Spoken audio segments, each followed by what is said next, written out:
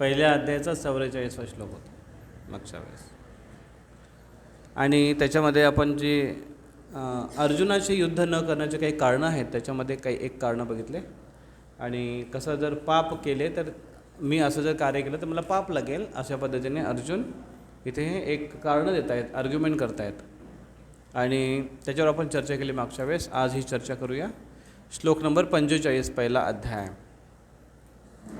सर्वांनी मागे म्हणा. यदि माम प्रतिकारम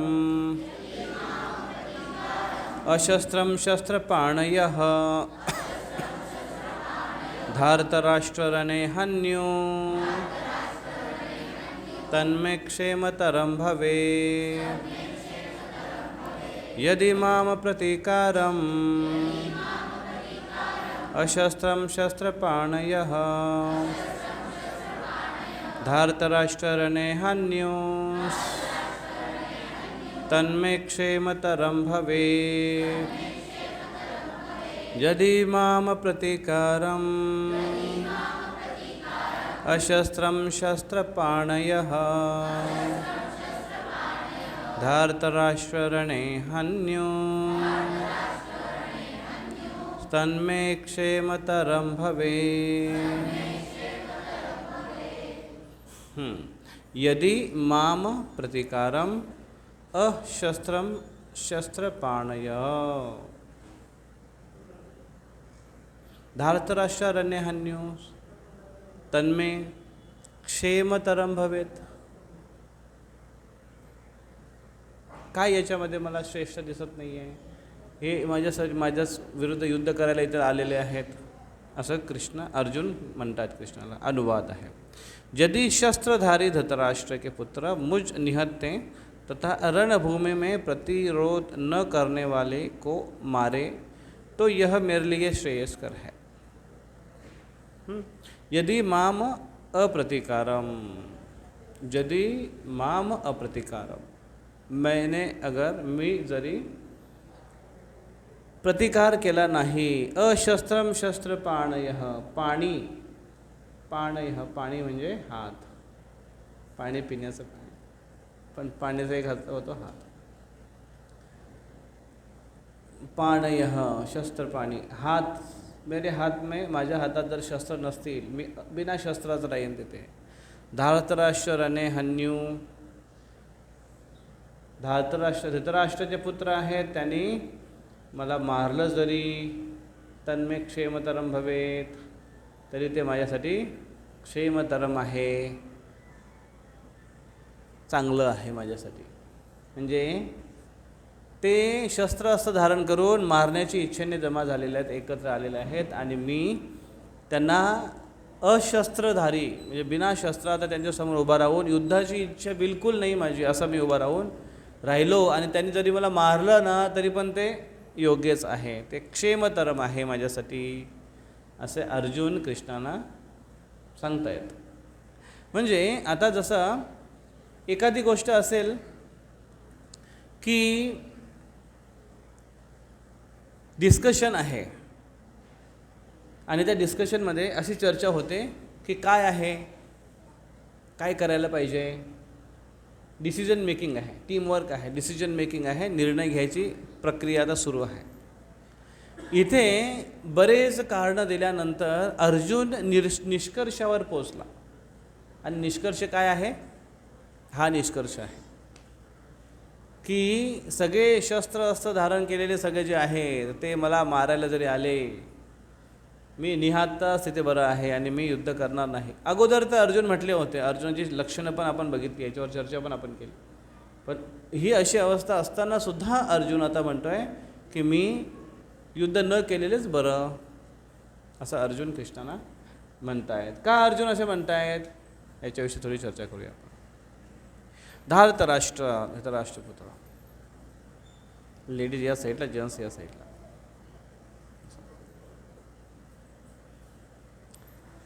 धृतराष्ट्र के प्रति आसक्त पुत्र, धार्तराष्ट्र. धार्तराष्ट्र म्हणजे धृतराष्ट्राचा पुत्र. इथे धार्तराष्ट्र शब्द का वापरला आहे? पहिल्या श्लोकामध्ये बघा वर्णन येतो, धृतराष्ट्र उवाच, आहे की नाही. धृतराष्ट्र म्हणाला. आणि संजयने त्याची मानसिकता जाणली. आणि अजून पण एका ठिकाणी वर्णन होतं धृतराष्ट्रपुत्र. जसं आता हे युद्धाचा जो प्रसंग आहे हे याच्यामध्ये एक धार्तराष्ट्र शब्दावरून एक पूर्व हिस्ट्री आहे आणि ज्याच्यामुळे दुर्योधन फार खवळला होता आणि द्रौपदीच्या पतीप्रती त्यांनी एक भयानक त्याने अपमान केला होता की जेव्हा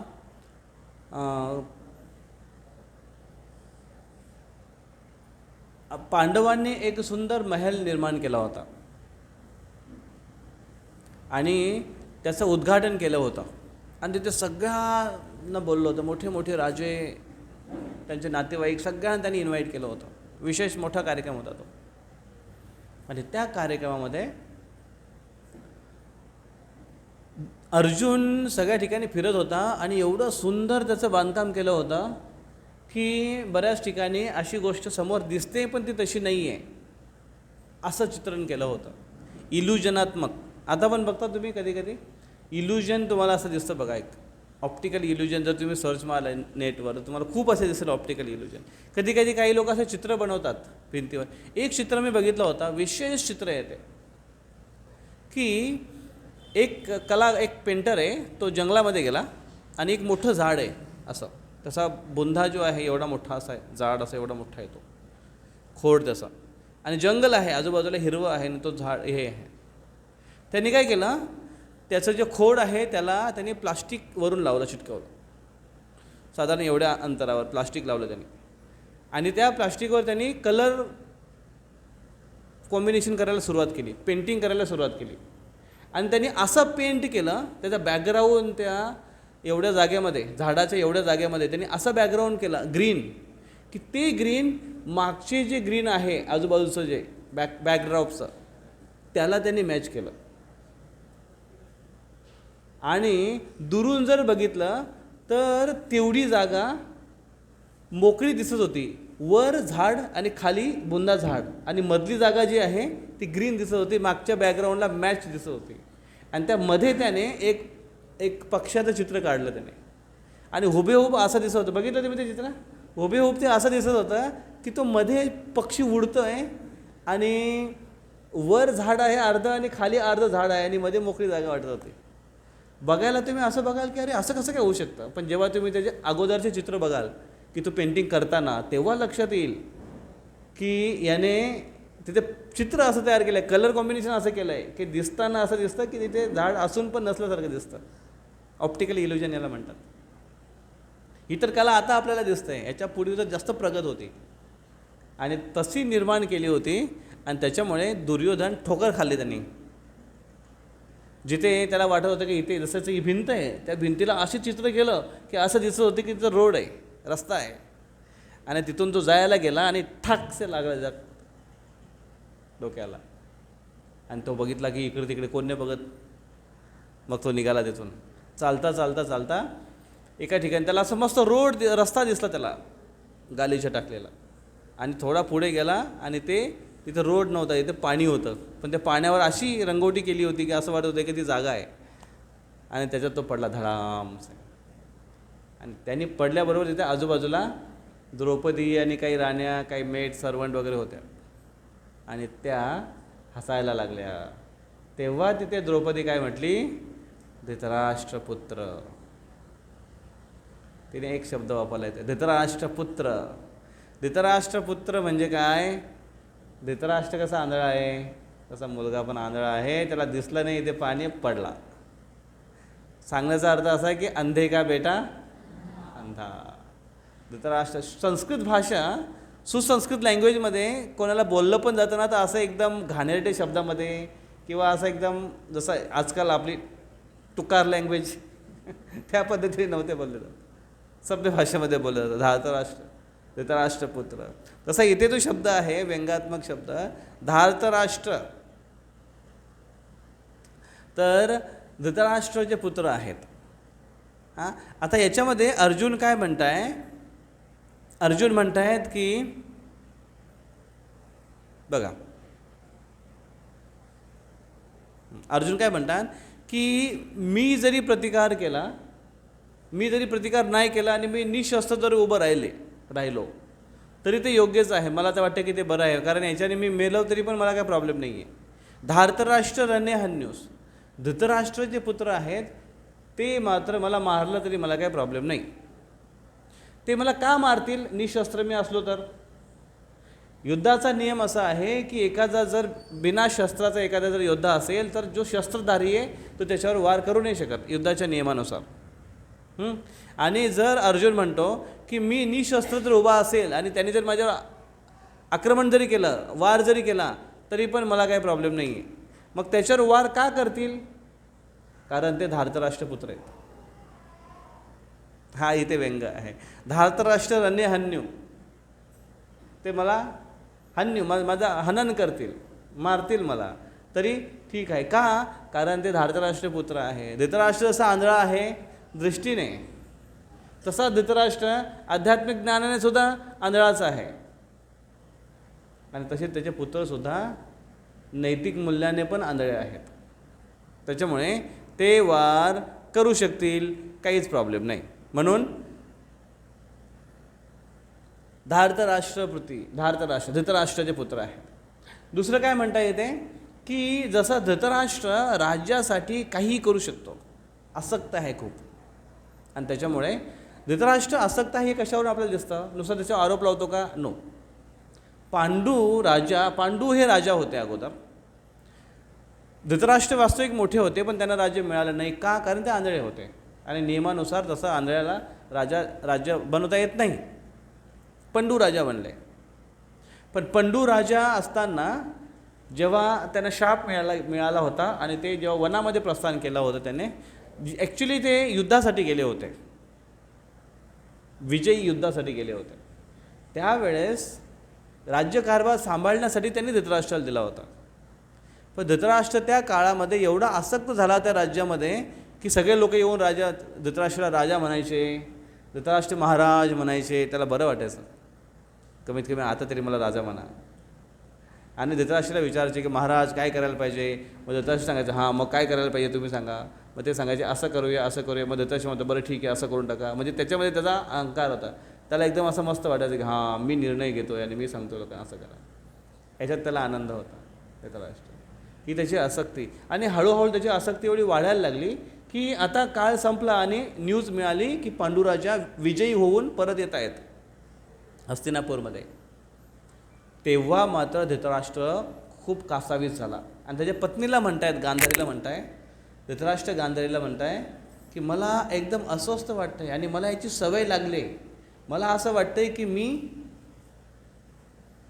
मीच राजा राहावं असं मला वाटतं आहे आणि त्याच्यामुळे मला एकदम अनकम्फर्ट होतं आहे पांडू राजा येतो आहे तर.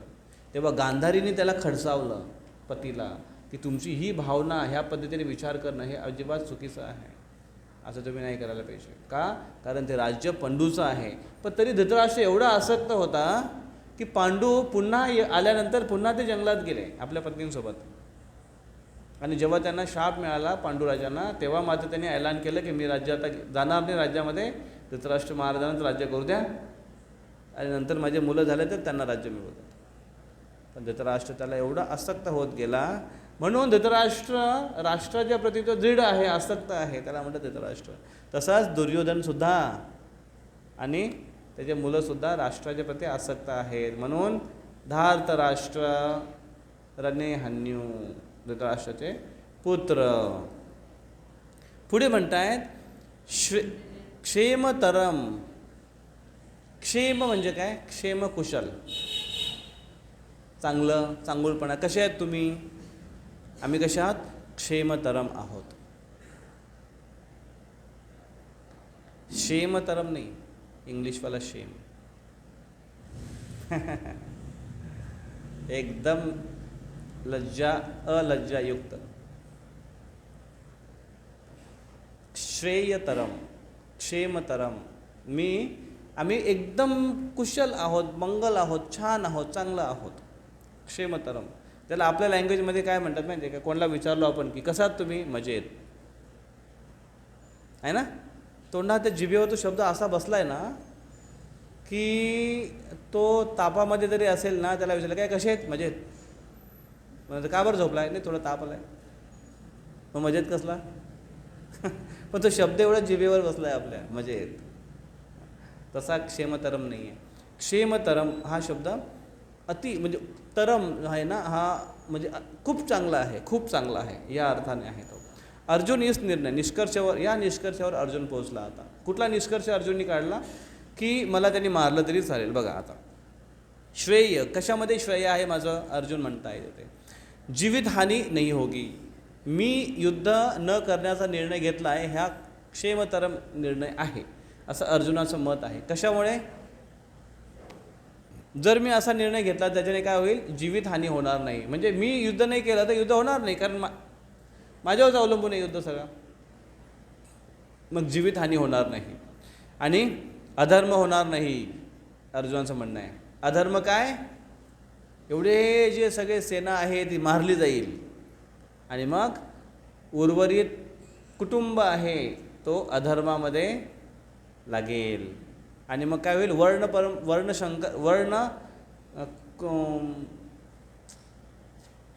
वर्ण जे पद्धती आहे ती नष्ट होईल, वर्णाश्रम पद्धती नष्ट होईल आणि उर्वरित कुटुंब अधर्मामध्ये गुंतलं जाईल. त्याच्याने काय होईल?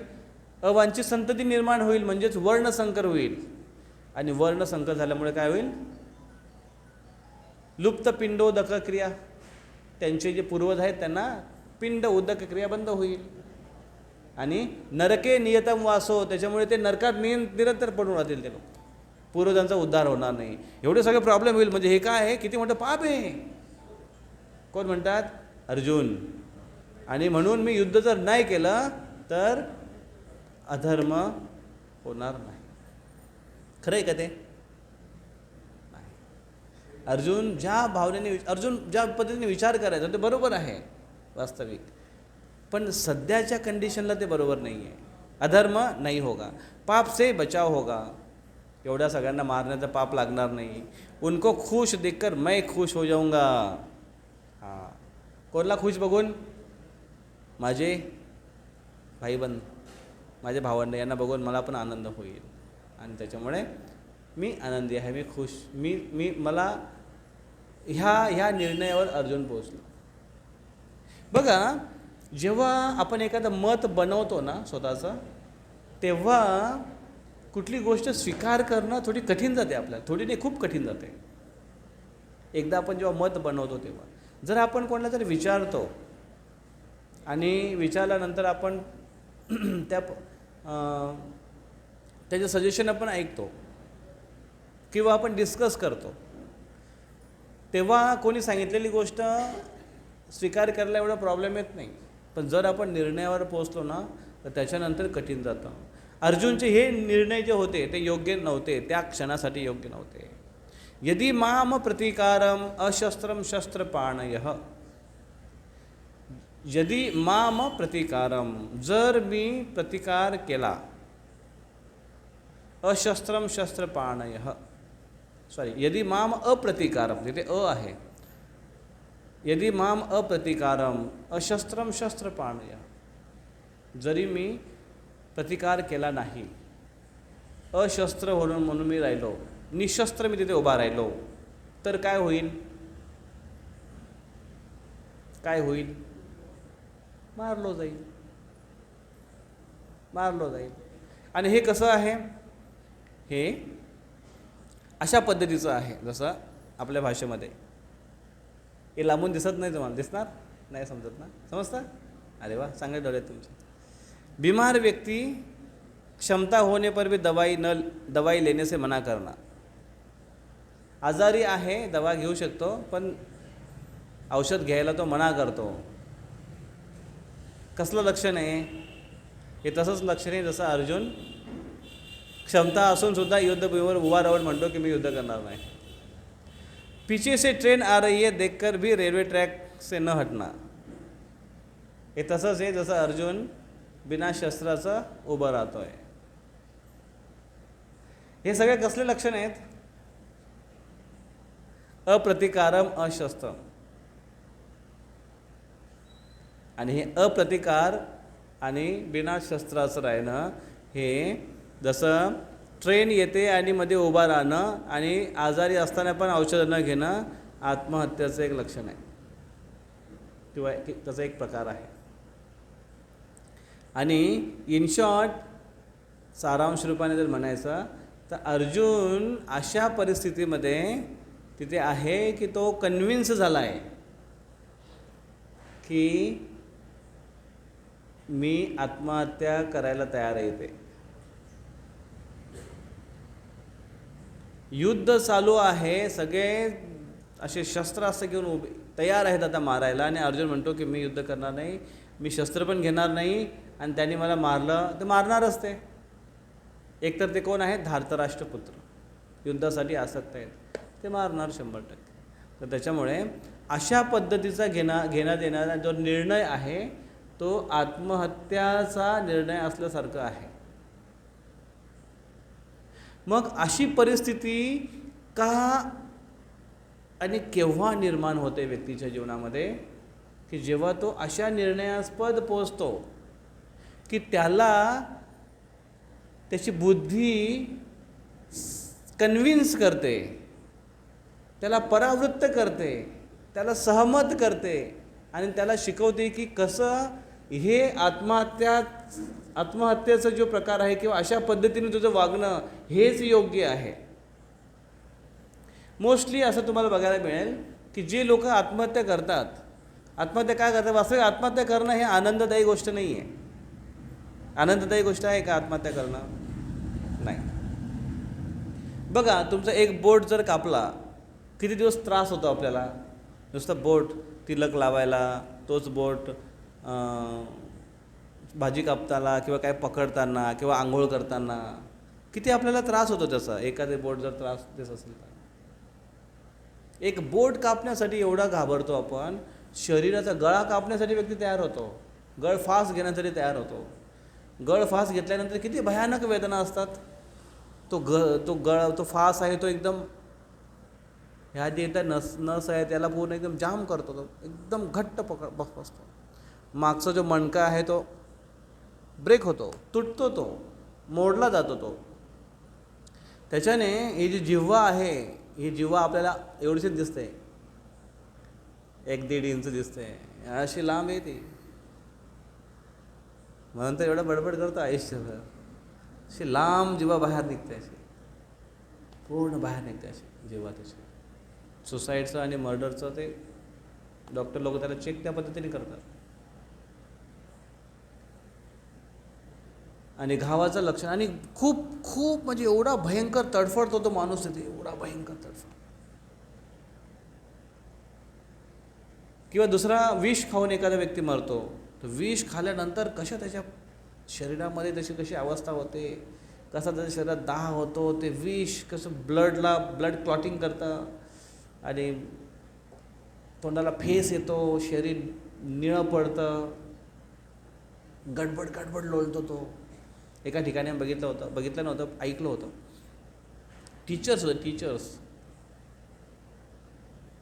2, एक मुलगा आणि एक मुलगी, अजून त्याचं लग्न झालं नव्हतं, पण त्यांचा आपापसामध्ये संबंध होते आणि ही गोष्ट बाहेर लीक झाली होती.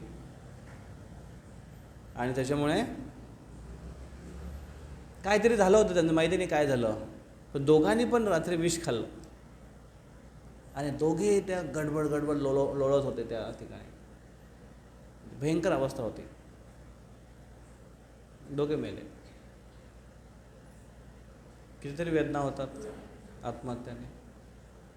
अजून कुठल्या प्रकारे आत्महत्या जाळून घेतात लोक, रॉकेलने, पेट्रोलने पेटून घेतात स्वतःला. जिवंत पेटणं म्हणजे किती भयंकर आहे. जिवंत पेटायचं असेल तर असा एक बोट मेणबत्तीच्या वर असं ठेवायचं आहे किंवा गॅसवर एक बोट ठेवून असं, की आपली तयारी आहे का मरण्याची, मरू शकतो का आपण, स्वतःला पेटून मरू शकतो का. पूर्वीच्या काळी सतीची पद्धत होती, तुम्हाला माहिती आहे, आठवलं तुम्ही ऐकलंय सती? त्या पण अशा स्वतःला पेटून घ्यायच्या. एक ठिकाणी एक सत्य घटना आहे, आत्ताचीच घटना आहे, काही वर्षापूर्वीची घटना आहे. एका गावामध्ये ती महिला होती, तिच्या पतीवर खूप प्रेम होतं. काही कारणास्तव पती एक्सपायर झाले आणि ती सती जायला निघाली आणि सगळे लोक सतीच्या विरोधात, आजकाल तर कायदा पण बनला, आणि तिथल्या लोकल पोलीस स्टेशनला त्यांची हे केली, कंप्लेंट केली. पोलीस आले तिथे आणि ती मात्र एकदम दृढ निश्चय होती की मला सती जायचं आहे आणि सती प्रथा ही चुकीची नाही आहे, शास्त्रसंमत आहे आणि त्याच्याने पतिव्रता पत्नीचा उद्धार होतो, ही ते कन्व्हिन्स होती. पण सगळ्यात जास्त तिला एवढा वेदना होत होत्या तिच्या पतीच्या विरहाने की ती म्हणत होती की पतीच्या शिवाय जगणं म्हणजे चितेच्या अग्नीपेक्षा पण भयंकर अग्नी आहे, आयुष्यभर मला सहन नाही होणार, म्हणून मला सती जाऊ द्या. आणि लोक तिला अलाव करत नव्हते. आणि मग पोलीस आले त्यांच्यासमोर आणि ते म्हटले की नाही, तू असं करू शकत. मग ते पोलिसाला त्यांनी सांगितलं की तुम्हाला विश्वास देण्यासाठी मी काय करू की तुम्हाला विश्वास वाटेल की माझ्यावर जबरदस्ती होत नाही म्हणून. मग तिने सांगितलं की एक मेणबत्ती घेऊन या, पेटलेली असं मोठी. आणि मग त्यांनी आणली मेणबत्ती पेटवून, अशी मोठीच मेणबत्ती होती ती, एवढीची ज्योत होती तिची. आणि तिने स्वतःचं बोट त्याच्यामध्ये ठेवलं आणि अक्षरशः बोट त्याच्यासमोर जळतोय त्या पोलिसाच्या समोर. आणि पोलिसाला घाम फुटला आणि ती एकदम अशी अजिबात तिची डोळ्याची पापणीसुद्धा हालत नव्हती. तेव्हा पोलिसांनी सांगितलं, जा बाई, कारण तुझी ही तयारी आहे इथे, ते अग्नी तुला काय जाळणार आहे? अग्नी फक्त शरीराला जाळणार आहे. आणि ती शरीराच्या ह्या प्रसंगाने शरीराच्या पार पुढे गेलेली आहे ती.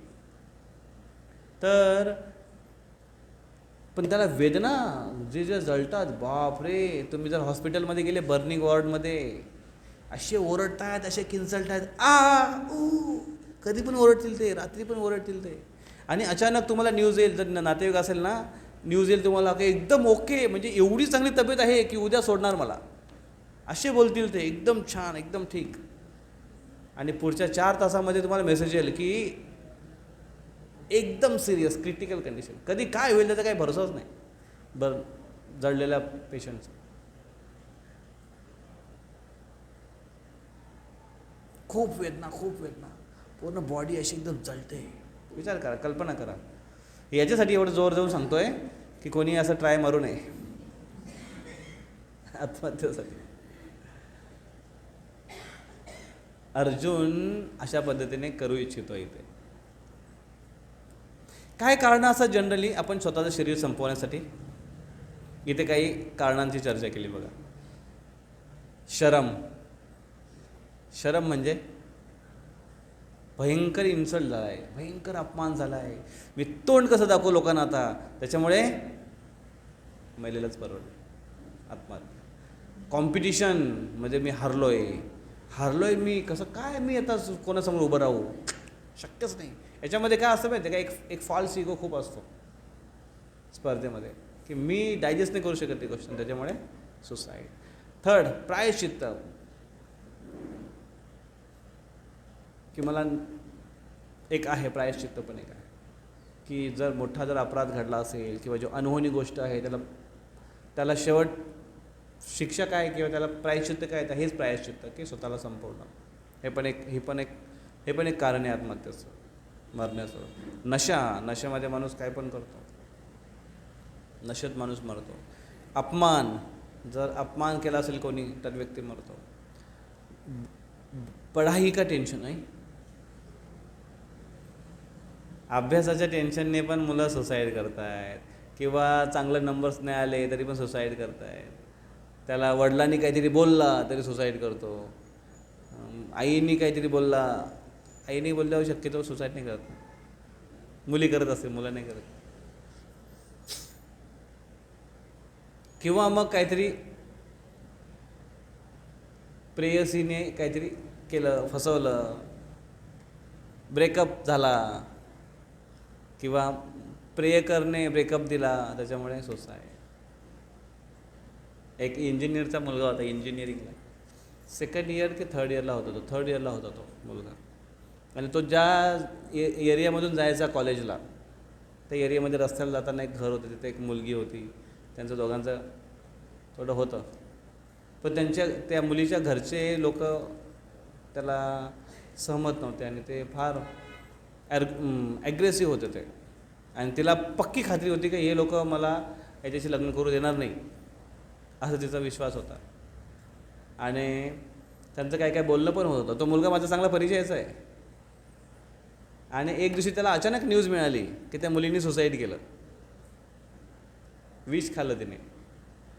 आणि त्याला जेव्हा बातमी कळाली असा वेड्यासारखा आला तो.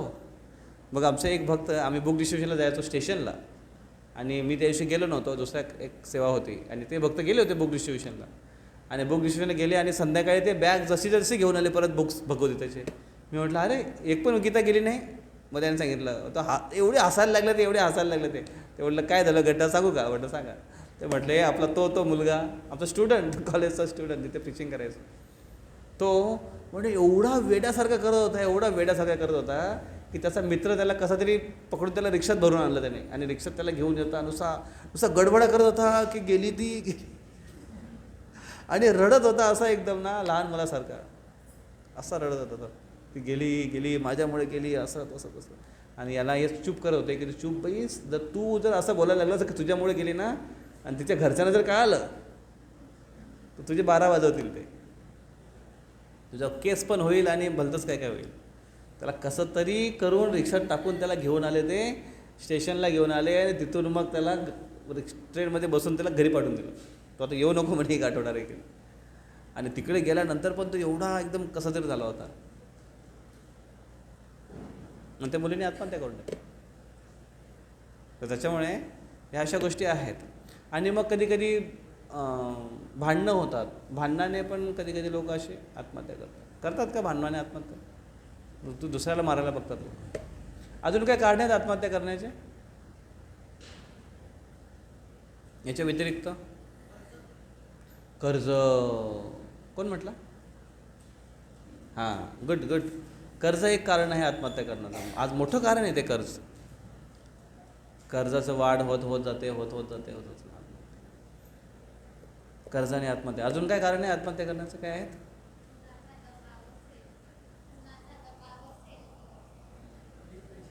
दबाव, डिप्रेशनमध्ये आत्महत्या करतो माणूस. दबाव असेल तर कुठल्या बाबतीत? कुठल्या पण बाबतीत. ओके, दबावामध्ये पण आत्महत्या करतो व्यक्ती. अजून कुठलं कारण असतो आत्महत्या करण्याचं?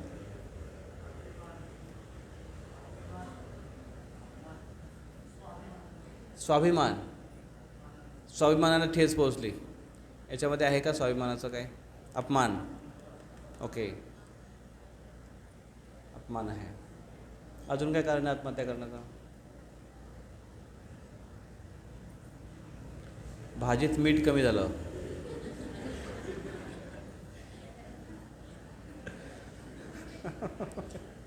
नाही करत ना कोणी?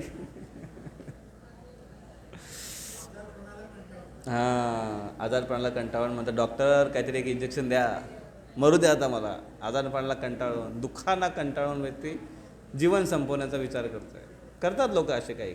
यस, 2 कारणं सांगितले तुम्ही योग्य. आजारपणाला कंटाळून आणि कर्ज. अजून काय कारणं आहेत का? सायको, तो पण आत्महत्या करतो नाही? तो काही पण करतो. सायको व्यक्ती पण आत्महत्या करतो. बाकीचे थोडे पुढे येता का? पुढे सरकता. एक तिसरी लाईन पण बसेल. मुली या पुढे. उठ. पुढे ये. हां, बेसीच्या मागे. अजून पुढे सरक. शाबास. या अजून पुढे या. तर अजून काय कारण आहेत आत्महत्या करण्याचे? एवढे बस झाले आत्महत्येचे काही कारणं असे. आणि अर्जुन आता युक्तिवाद करतायत. अर्जुन के युक्तिवाद. अर्जुनाच्या युक्तिवादावरून आत्महत्येचे काही कारणं आहेत. अज्ञान, इग्नोरन्स. अज्ञान हे आत्महत्येचं कारण आहे. वाटते तुम्हाला लॉजिकली? अरे कसं काय अज्ञानाचा आणि आत्महत्येचा काय संबंध? आहे कारण अज्ञान कसं काय सांग? जसं उदाहरण कसं?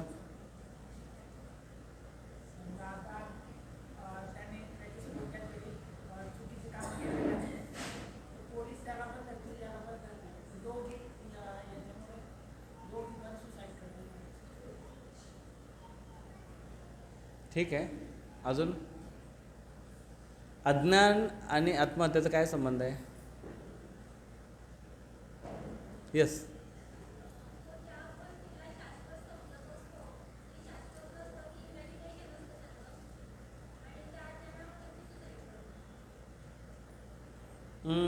ओके, अजून थोडं क्लिअर.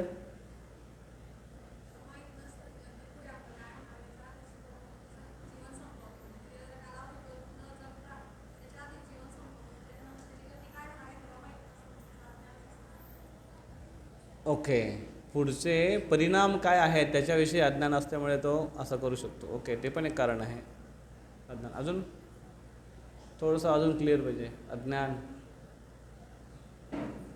अज्ञान हे आहे की आत्महत्या म्हणजे त्याला असं वाटते की शरीराला मारणं म्हणजे आत्महत्या आहे.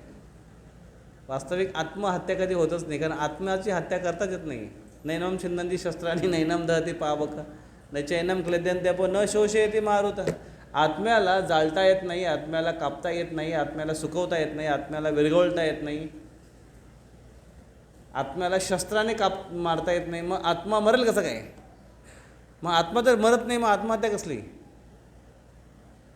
शब्द तर वापरला आत्महत्या.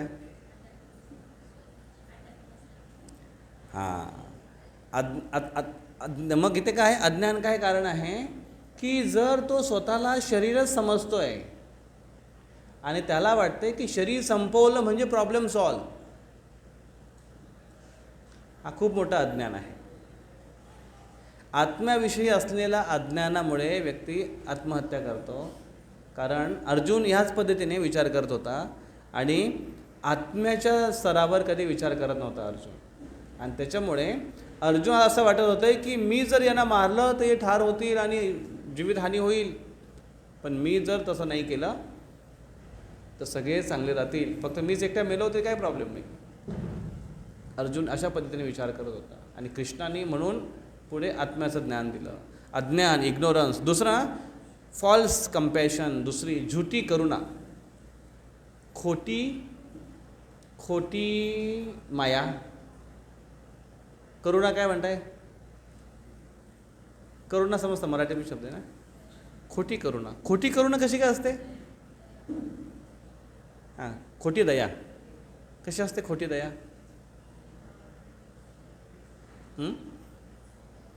खोटी दया.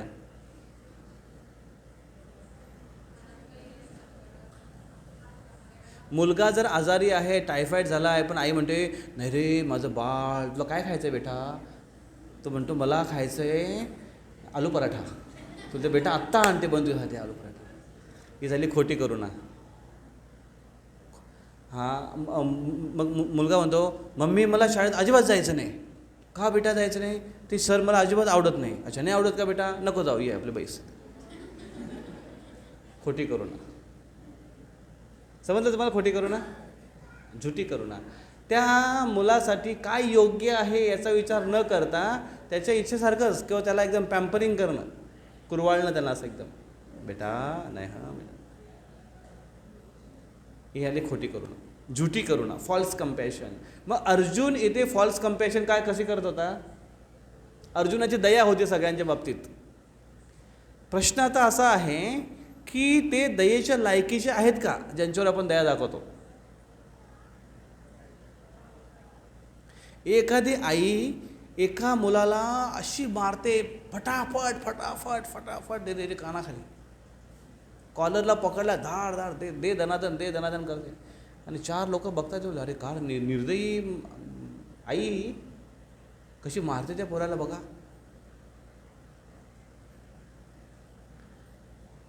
तिथे ती आई निर्दयी नाही आहे आणि नाही तो मुलगा इनोसंट आहे.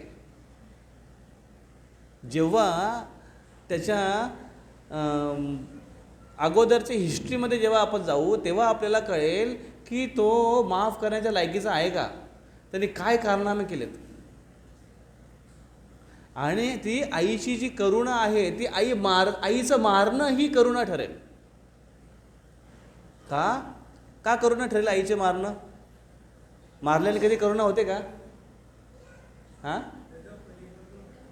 हां, परिवर्तन होण्यासाठी, अजून त्याला मोठ्या संकटातून वाचवण्यासाठी, किंवा ज्याच्या प्रती त्यांनी असा अपराध केला आहे तो पोलीस कंप्लेंट करणार होता पण त्याच्यासमोरही त्याला मारते, त्याच्यामुळे तो थोडं शांत बसेल, कमीत कमी घरात तर राहील 2 फटके खाऊन, नाही तर पोलिसाच्या कोठडीमध्ये जाऊन बसावं लागेल त्याला, 3 वर्षाची शिक्षा होईल त्याला.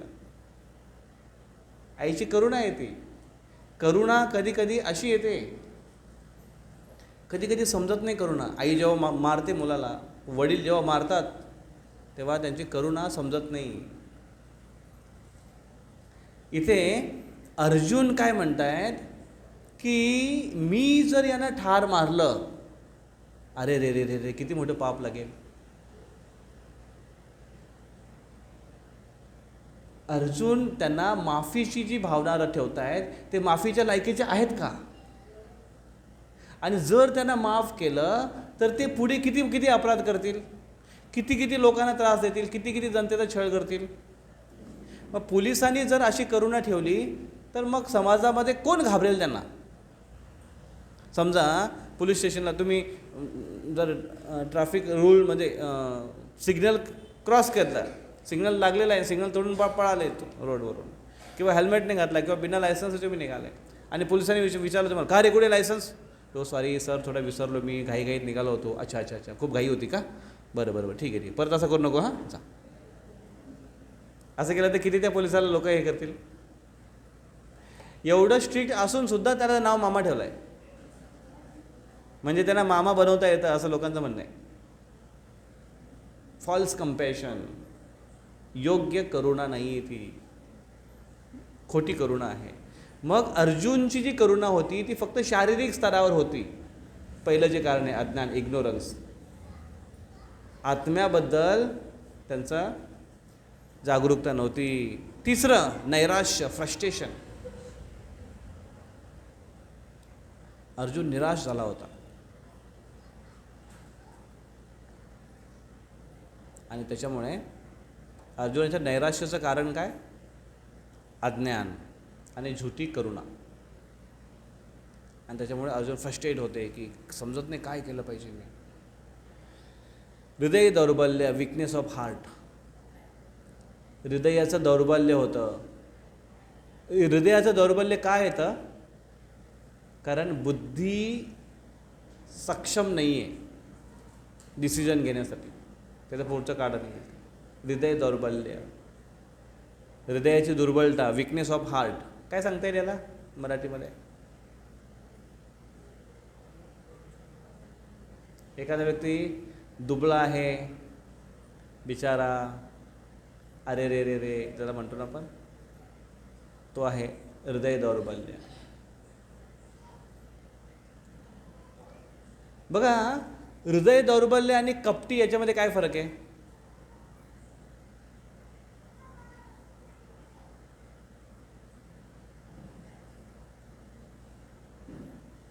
काय फरक आहे का? कपटी व्यक्ती कसा असतो?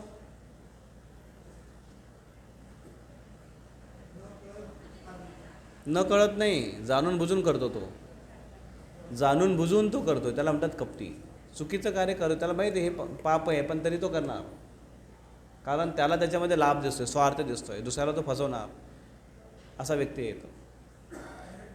कपटी व्यक्तीला माफी करणं म्हणजे त्याच्या दुसऱ्या अपराधाला प्राधान्य देण्यासारखं झालं. पण त्याच्या विरुद्ध एखादा जर असेल, तो हृदय दौर्बल्य त्याचा आहे, विकनेस ऑफ हार्ट आहे, तो दुबळा आहे बिचारा, त्याला एक तर समजत नाही किंवा समजलं तरी त्याच्यातून होत नाही ते. आणि तो जसं धृतराष्ट्र, एक्स्ट्रीम एक्झाम्पल आहे धृतराष्ट्र, विकनेस ऑफ हार्ट. त्याचं हृदय एकदम दुर्बळ होतं. तो पुत्र मोहाप्रती मुळे तो एवढा दुर्बल झाला होता की तो म्हणायचा की अरे, त्याला समजतं पण की चुकीचं आहे, तरी पण तो काय करू नाही शकत. हतबल झालेला व्यक्ती. असा व्यक्ती. जसे काही काही व्यक्तीने व्यसन लागलेला असतो आणि तो व्यसन म्हणतो की अरे त्याला माहिती आहे की चुकीचं आहे, तरी पण तो एकदम काय करू होतच नाही. किंवा मग कोणी त्याला सांगितलं 10 गोष्टी, मग तसं ऐकून गेलो ना, हां बरोबर आहे, करायला पाहिजे असं, मग करा ना, मग करेन ना. त्याच्यामध्ये असं काय त्याच्यामध्ये फायर आहेच नाही की आता नाही असं आहे का उद्यापासून बांध म्हणजे बांध, असं नाही त्याच्यामध्ये. असे लोक तुम्हाला दिसतील का तिथे?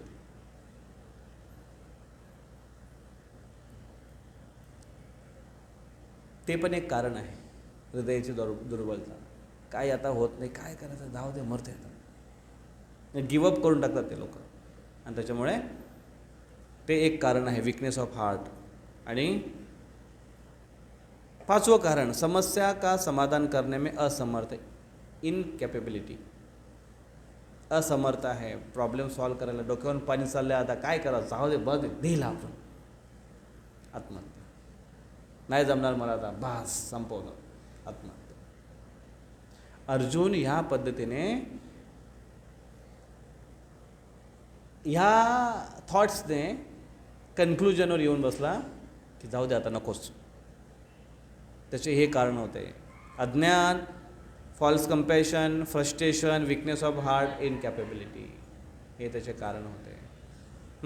आता आत्महत्या, त्याच्यामुळे अर्जुन अशा पद्धतीने निर्णय घ्यायला तयार झाला. आता थोड्या याच्यावर चर्चा करू आपण. आत्महत्या के प्रकार 2. एक आत्महत्या शरीराची, दुसरा आत्मा की हत्या. आता इथे आलं बघा आत्महत्या शब्दाचा खरा अर्थ. ज्याला आपण समजतो ते आत्महत्या, ते म्हणजे हे स्थूल शरीर आहे, ज्याला आपण मारण्याचा प्रयत्न करतो, संपवण्याचा प्रयत्न करतो, त्याचे हे आपण कारणं बघितले. आता जी आपण इन जनरल कारणं बघितली, त्याच्यामध्ये 2 कारणं तुम्ही ॲड केले, कर्ज आणि काय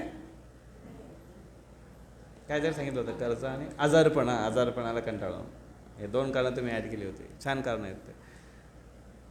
आणि अर्जुनाचे जे कारणं होते ते आत्महत्याचे. पण स्थूल शरीराच्या सोबत स्थूल शरीर की हत्या, आत्महत्याचे परिणाम काय आहेत? आध्यात्मिक प्रगती का अवसर खोना. आध्यात्मिक प्रगतीचा अवसर त्याने, आध्यात्मिक प्रगती कशी करू शकतो? या जन्मात, मनुष्य जन्मामध्ये करू शकतो आध्यात्मिक प्रगती. अध्यात्म जाणू शकतो तो, भगवद्गीतेच्या क्लासमध्ये येऊन बसू शकतो तो, भगवद्गीता वाचू शकतो तो, प्रसाद खाऊ शकतो तो, कीर्तन करू शकतो तो, भगवंताचं नाव घेऊ शकतो तो, हरे कृष्णा कृष्णा कृष्णा हरे हरे, हरे राम राम राम हरे हरे. बघा सर्वांनी नाव घेतलं की नाही, म्हणजे घेऊ शकतो आपण, भगवंताचं नाव घेऊ शकतो. पण हा मार्ग, हा चान्स त्यांनी गमावला. आध्यात्मिक प्रगती का अवसर खो देणं, आध्यात्मिक प्रगतीसाठी करणाऱ्या सगळ्या गोष्टी तो संपवून टाकतो. दुसरा परिणाम काय होता? नरक यातना. त्याला भयंकर नरकामध्ये जावं लागतं. त्यासाठी एक स्पेशल नरकाचे आयोजन केलं आहे, हेल. खरं आहे का ते? बघायला भेटेल. तिसरा, भूत पिशाच योनीमध्ये त्याला टाकलं जातं. त्याला प्रेत योनी मिळते, कारण त्यांनी शरीर संपवलं, टाईम वेळेच्या अगोदर त्यांनी शरीर संपवलं. मग आता त्याला शरीर कुठलं मिळणार? आता शरीर नाही मिळणार. मग एक तर नरक यातना पण त्याला भोगावे लागतात भयंकर. का? त्याने अपराध केला. का अपराध केला त्याने? माझं शरीर आहे, मी आहे, मी स्वतःला मारलं, काय प्रॉब्लेम आहे कोणाचा? सांगा. कधी कधी लोक म्हणतात दारू पितो, मी माझी पितो, माझी कमवतो, माझी पितो, असं म्हणतात ना लोक. मग लोकांना काय प्रॉब्लेम आहे त्याचा? बिचारे दारू पिणाऱ्यांचा ही त्यांची एक काय म्हणतो त्याला आपण, एक अर्ज आहे त्यांचा हा, की आमचं आम्ही करतो, काय कोणाला प्रॉब्लेम आहे का? आमची खातो पितो, आम्ही आमचे जिरवतो, असं म्हणतात लोक.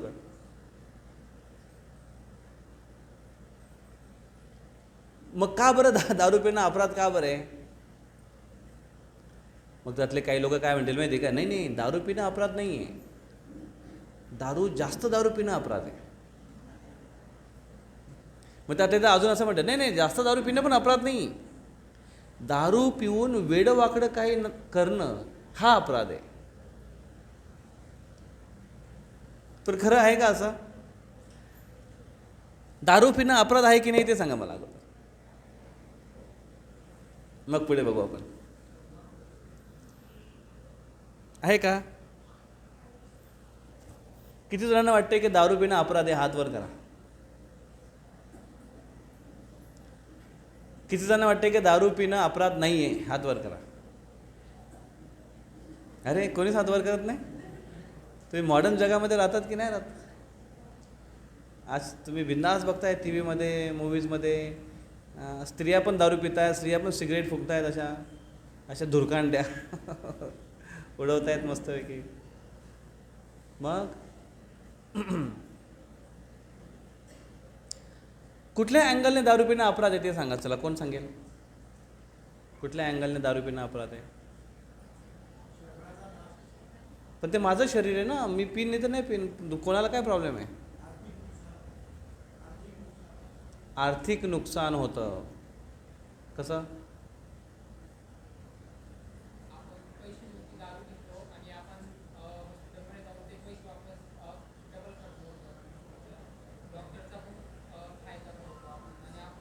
चांगला आहे ना डॉक्टरचा फायदा.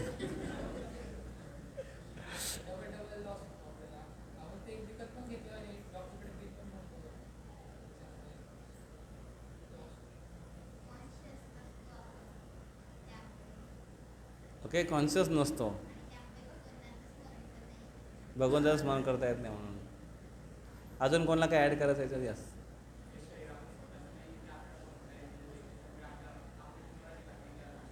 वाव, हे शरीर आपलं नाही आहे. आपण जरी म्हणतो ना की हे मी, माझी प्रॉपर्टी, मी माझं काही करेन, नो, हे शरीर आपलं नाही आहे. हे शरीर आपल्याला दिलं गेलं आहे. सांगा बरं, तुमच्यापैकी किती जणांच्या चॉईसने तुम्हाला शरीर मिळालं आहे?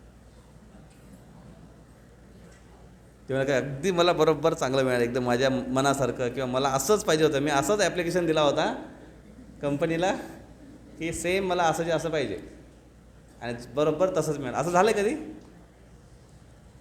शरीरासाठी चॉईस नाही आहे, आईवडिलांसाठी चॉईस नाही आहे, भाऊ बहिणींमध्ये चॉईस नाही आहे, रिलेटिव्समध्ये काही चॉईस नाही. ह्या जबरदस्ती या दिल्या गेल्या आहेत, या दिल्या गेल्या आहेत आपल्याला, आपल्या नाहीत त्या. मग या कशासाठी दिल्यात? जसं आपण एखाद्या भाड्याच्या घरामध्ये राहतो आणि जर त्या घराला आपण डॅमेज केलं तर डिपॉझिट कट होते की नाही? तसं हे भाड्याचं घर आहे, आणि या भाड्याच्या घराचा जर आपण चुकीचा उपयोग केला, त्याच्यात नको त्या गोष्टी घुसवल्या आणि त्याला खराब करण्याचा प्रयत्न केला, मग त्याचं फळ मिळतं. म्हणून त्याच्या रिॲक्शन्स आहेत दारू पिणं त्यासाठी.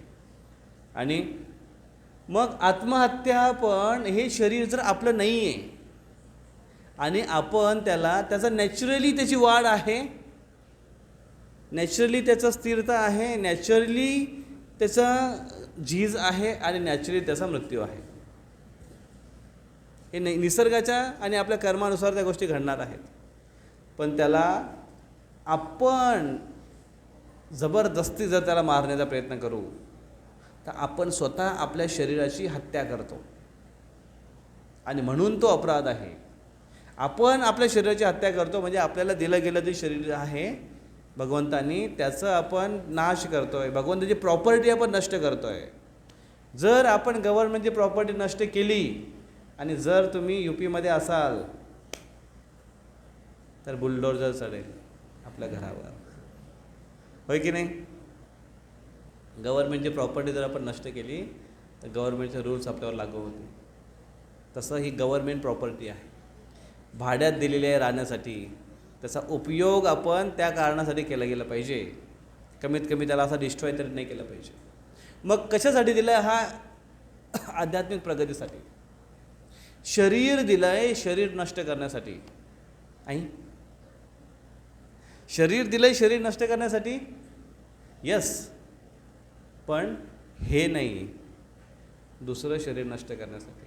हे शरीर दिलं आहे पुढचं शरीर नष्ट करण्यासाठी. म्हणजेच ह्या शरीरामध्ये आध्यात्मिक प्रगती एवढी केली गेली पाहिजे की पुढचं शरीर घ्यायची आवश्यकताच नाही पडली पाहिजे.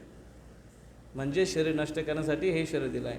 पण ह्या शरीरामध्येच असताना हेच जर शरीर नष्ट करण्याचा प्रयत्न करू तर आपण अपराध करतो आहे. कारण हे शरीर आपलं नाही आहे, हे भगवंताने दिलेलं आहे. आणि म्हणून ह्या सगळ्या परिणामातून जावं लागतं आपल्याला. आध्यात्मिक प्रगती आपली रोखते. नरक यातना आपल्यासाठी खास अरेंजमेंट होते. भूत पिशाच योनी मिळते त्याला. भूत पिशाच योनी म्हणजे काय? नो शरीर. त्याला भौतिक शरीर मिळत नाही. मग त्याला कुठलं शरीर मिळतं? त्याला सूक्ष्म शरीर, प्रेत शरीर मिळतं त्याला. प्रेत योनी त्याला मिळते.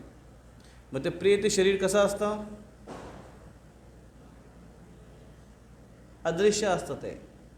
तो त्या प्रेत शरीराने खाऊ पिऊ शकत नाही, एन्जॉय करू शकत नाही, मौज मजा करू शकत नाही, नाचू बागडू शकत नाही, आपल्या भावना इतराला व्यक्त करू शकत नाही. का? शरीर नाही आहे. आणि म्हणून शरीर नसेल तर तो जीवात्मा अतिशय दुःखी असतो, भयंकर दुःखी असतो तो व्यक्ती. म्हणून तुम्ही बघितलं बऱ्याच वेळा या शरीरामध्ये आपण शरीर आहे आपल्याला, पण एन्जॉयमेंटच्या फॅसिलिटी नाही आहेत. किती दुःखी असतो की नाही? दुःखी आहे. दुःखी असण्याचं कारण काय? माझी इच्छा आहे की दिवाळीला मला काही स्पेशल अशी गिफ्ट असायला मिळायला पाहिजे होती. मी एवढं मेहनत करतो, मला स्पेशल काहीतरी गंठण, नेकलेस, मोत्याचा हार, नवलखा हार, किंवा मुलं असतील तर मला बूट, शूज, मला गिअरची सायकल, मला गाडी, मला कुठली गाडी ती? बुलेट डुक डुक डुक डुक डुक डुक करणारी. भलेही तुम्ही लोनवर घ्या, पण मला पाहिजे. नाही भेटली तर असा एकदम मनस्ताप होतो. मग तो मनस्ताप कसा? भूतासारखा असतो तो. भूत पिशाचं असं असतो, त्याला नाही भेटली एखादी गोष्ट की तो असा एक ताण उचल आपट. घरामध्ये किचनमध्ये खूप आवाज येतो. मग सगळे भांडे मग पुन्हा रिपेअरिंग करावं लागतात. नाहीतर शर्टाचे सगळे बटणं फुटून जातात. धोपटण्याने नवऱ्याने मारतायत मग कपड्या. हे का होतं? कारण इच्छा खूप आहे आणि पूर्ण होत नाही, आणि म्हणून मनस्ताप होतो. विचार करा, ज्याला शरीरच नाही आहे आणि एवढी भोग करण्याची इच्छा आहे, तो व्यक्ती किती उद्विग्न असेल. त्याला म्हणतात पिशाची योनी, भूत योनी. आणि पुन्हा जन्ममृत्यूच्या चक्रामध्ये व्यक्ती अटकतो. आत्महत्येचे परिणाम काय आहे? आध्यात्मिक प्रगती थांबली जाते, नरक यातना त्याला होतात, भूत पिशाची योनी मिळते, आणि पुन्हा जन्ममृत्यूच्या चक्रामध्ये त्याला यावं लागतं. कारण पिशाची योनीनंतर पुन्हा त्याला कुठेतरी 84 लाख योनीमधून एक योनी मिळेल त्याला. पक्ष्याची योनी मिळेल, प्राण्यांची योनी मिळेल, एखाद्या झाडाची योनी मिळेल, कुठेतरी योनी. आणि त्याच्यानंतर मग क्रमाक्रमाने त्याचा उद्धार होत होत होत होत मग एकदा मनुष्य जन्म मिळेल. म्हणजे किती मोठा लॉस आहे त्याचा हा. ही शरीराची आत्महत्या, शरीर मारल्याने हे फळ आहे. दुसरा, आत्मा की हत्या, म्हणजेच स्पिरिच्युअल सुसाईड. याला म्हणतात उपनिषदमध्ये आत्मह. आत्माचं हनन करणारा आत्मह. स्पिरिच्युअल सुसाईड म्हणजेच अध्यात्माकडे दुर्लक्ष करणं, अध्यात्माकडे लक्ष न देणं. जीवनाचा उद्देश काय हे समजून न घेणं, फक्त हे शरीरालाच फक्त खाऊ पिऊ घालणं आणि आनंदी ठेवण्याचा प्रयत्न करणं. आणि जसं आध्यात्मिक चेष्टा करण्यासाठी आपण येतो, जसं आध्यात्मिक मार्गामध्ये जसं येतो, तसं आपला इंटरेस्ट कमी कमी कमी कमी होत जातो. याला म्हणतात आत्मह. आधुनिक युग, पिंजरा चमकाने की संस्कृती. आधुनिक युगामध्ये काय असतं? पिंजऱ्याला कसं पॉलिश करून चमकवलं जातं याच्याकडे लक्ष आहे. पिंजरा कुठला आहे? हा पिंजरा आहे, हा पिंजरा आहे. हा पिंजरा कसा दिसला पाहिजे? एकदम चमकला पाहिजे बरं का, एकदम मस्त चमकला पाहिजे. त्याला मग मस्त पॉलिश बिश करणार. दिवाळी आल्यावर मग अजून, आता दिवाळीला किती घर साफ होत आहेत, बाप रे. नको असलेला खूप कचरा बाहेर निघतो, सगळे डबे डोबडे सगळे बाहेर निघत होते बिना कामाचे. कितीतरी साफ केला, कितीतरी गोष्टी अशा काढल्या. सगळं नवीन नवीन नवीन नवीन नवीन रॅक घ्या, नवीन डबे घ्या, नवीन सगळं करा. आपलं स्वतःचं पण मेंटेन करणार. लग्न वगैरे आले तर मग पूर्ण एकदम शरीराला एकदम चमकवणार, त्याला एकदम असं ब्लिचिंग करणार, मग शरीर वॉश करणार, असं काय काय काय काय अजून काय काय असतं ते फेशियल करणार. अजून काय, मदत करा मला. असं हे सगळं चमकवण्यासाठी, आपल्या स्वतःला चमकवण्यासाठी एकदम असं पिंजरा चमकवतोय आपण. मग आरशासमोर उभं राहिले की आपण बघायचा आज पिंजरा कसा चमकतो. आपल्याला आठवण आली पाहिजे आरशासमोर उभं राहताना असं स्वतःला. आणि मुलांना असते ना असं गोल असं होतं, असं कंगवा असं असा. आज पिंजरा कसा दिसतो उलट्या पिसांचा, कोंबड्यासारखं. आजकाल तर विचित्रच केस पद्धती आहे. आपला काय केसांचं काय जास्त टेन्शनच नाही. किती वेळ जातो त्याच्यामध्ये, विचार करा तुम्ही. असे मारा, तसे मारा, हे करा, ते करा, बाप रे. त्याच्यामुळे हे बरं आपलं सिंपल स्टाईल. पिंजरा आरशासमोर उभं राहिल्या की आपल्याला आठवलं पाहिजे पिंजऱ्याला आज मी कसं नटवणार. म्हणून वैष्णव असतात ते पिंजऱ्याला कसं नटवतात माहिती आहे, ते तिलक लावतात, सुंदर एक तिलक लावतात आणि काय स्मरण करतात, हे भगवान विष्णूंचे चरणकमल आहेत आणि ही त्याच्यावर एक तुलसी आहे त्यांच्या चरणांवर आणि हे माझ्या मस्तकी मी धारण केले भगवंताचे चरणकमल. म्हणजे माझं शरीर हे मंदिर आहे भगवंतांचं, त्याच्यामध्ये परमात्मा रूपाने भगवान निवास करतात. हा तो विचार करतो आहे. नाहीतर मग काय नुसता पिंजऱ्यासारखा त्याला सजवतोय बस. आणि आत्मा त्याला काय खाण्यापिण्याची काही गरज नाही. आत्म्याबद्दल कोणाची चिंताच नाही की आत्म्याला काय खाऊ घातलं पाहिजे. प्रत्येकजण शरीराच्या संतोषीसाठी, शरीराला चमकवण्यासाठीच प्रयत्न करतो आहे. त्याला खाऊ पिऊ चांगलं घालणार, न्हाऊ घालणार, चांगले कपडे घालणार, चांगलं त्याला इकडे तिकडे फिरवणार आत्म्यासाठी. मग आत्म्याचं खाणं काय आहे? आत्म्याचं खाणं आहे परमात्म्याशी संबंध प्रस्थापित करणं. कशाने होईल ते? त्यांच्या भजन कीर्तनाने, कथाश्रवणाने, शास्त्र अध्ययनाने. हे आत्म्यासाठी, आत्म्याला नरिश करतं. आणि ते जर नाही केलं तर मरून जाईल, दुःखी होईल तो. म्हणून आपण सगळेजण दुःखी आहोत. का दुःखी आहोत? कारण सगळेजण फक्त पिंजऱ्याला संतुष्ट करण्यासाठी आहेत. पोपट आत्मधला उपाशी आहे आणि म्हणून सगळेजण दुःखी आहेत. जर आतल्या पोपटाला जर खाणं दिलं, त्याचं खाणं आहे भगवंतांचं नामस्मरण, भगवंताची भक्ती, आणि हे आपण त्यांना देणं आवश्यक आहे. तर मग करूया आपण सगळ्यांनी निर्धार या कार्तिक महिन्यामध्ये आणि दिवाळीच्या शुभमुहूर्तावर. दिवाळीसाठी आपण या पिंजऱ्याला चमकवणार आहे की नाही? हां, प्रत्येकाने हा विचार केला पाहिजे की मी पिंजऱ्याला चमकवणार आहे, पण आतल्या जो माझा आत्मा आहे, जो मी माझं वास्तविक स्वरूप आहे, त्याला पण सुशोभित करण्यासाठी मी काहीतरी करेन. या दिवाळीपासून मी एक नवीन नियम लावेन, असं प्रत्येकाने निर्धार केला पाहिजे. करायचा आहे का निर्धार? हरी बोल. कार्तिक महिना आहे. कार्तिक महिन्यात नाही करणार तर केव्हा करणार? राधाराणीची विशेष कृपा आहे. प्रत्येकाने भगवंताचं नामस्मरण केलं पाहिजे. भगवद्गीता कमीत कमी एकदा तरी वाचली पाहिजे आयुष्यात. काय असते गीता, काय असते भगवद्गीता, काय असते एकदा तरी वाचली पाहिजे, समजून घेतली पाहिजे, श्लोक कंठस्थ केले पाहिजेत.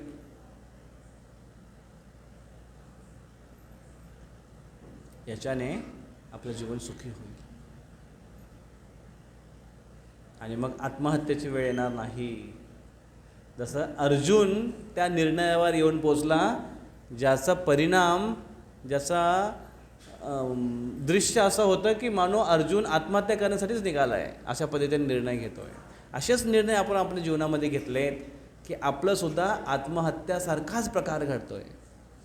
कारण एक तर शरीराचं हनन आणि आत्म्याचं हनन, मोस्टली आत्म्याचं हनन तर आपल्याकडून होत आहे. त्याला आपण आत्महा न होता आत्म्याला जिवंत ठेवण्यासाठी आपण प्रयत्न केले पाहिजे. आणि म्हणून या दिवाळीच्या शुभमुहूर्तावर सर्वांनी असा एक निर्धार घ्या आणि भगवंतांना प्रार्थना करा की हे भगवंता मला शक्ती द्या की मी चांगल्या मार्गावर आणि अध्यात्माच्या मार्गावर पदार्पण करू इच्छितो, मला शक्ती द्या. आणि मी तुमच्या रोज एक माळ हरे कृष्ण महामंत्राचा जप करेन आणि रोज एक पान कमीत कमी भगवद्गीतेचं वाचेन, मला शक्ती द्या. इतनी शक्ती हमें देना दाता म्हणतात ना, भगवंतांना प्रार्थना करायला पाहिजे. हरे कृष्ण कृष्ण कृष्ण हरे हरे, हरे राम राम राम हरे हरे. श्री ग्रंथराज श्रीमद् भगवद गीता की जय. श्रील प्रभुपाद की जय. गौर प्रेमानंदे हरि हरि बोल. कोणाचा काय प्रश्न चर्चेवर?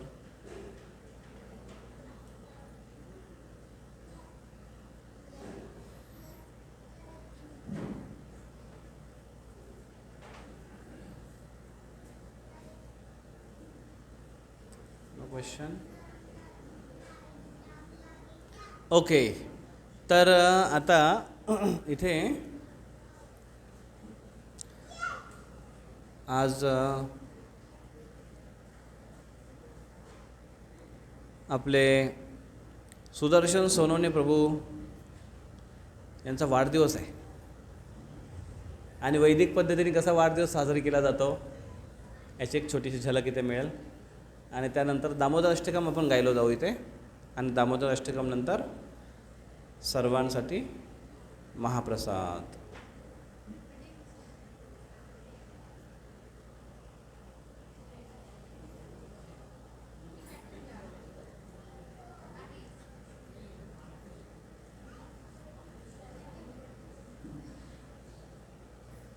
तुम्हाला दामोदर अष्टकम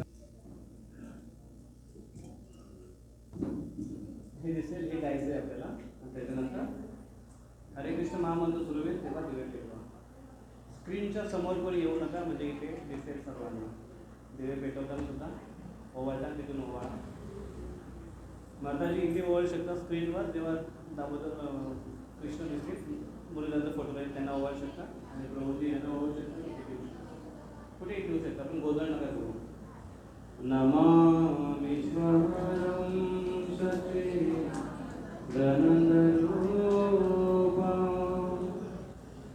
रसद्गुण्डलं गोकुलं